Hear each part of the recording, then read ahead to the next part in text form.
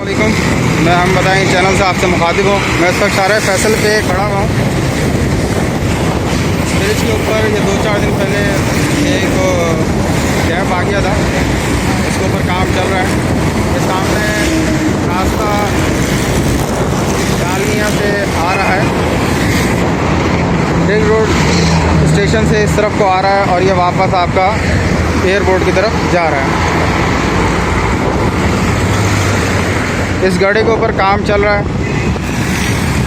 ये नाता खान ब्रिज कहलाती है जगह और काम इसके ऊपर चल रहा है जो आपके सामने अभी करंट मनाज़िर हैं।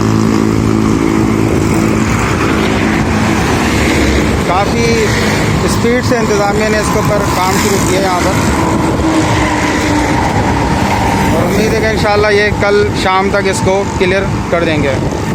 ये नाता खान ब्रिज है, ये सामने ड्रिग रोड से ये आ रहा है और ये वापस आपका शारा फैसल की तरफ एयरपोर्ट की तरफ जा रहा है। ये मेन शारा फैसल है, ये आपके व्यूज़ हैं। मज़ीद कोई अपडेट आएगी तो फ़र्दन आपसे शेयर करेंगे। शुक्रिया।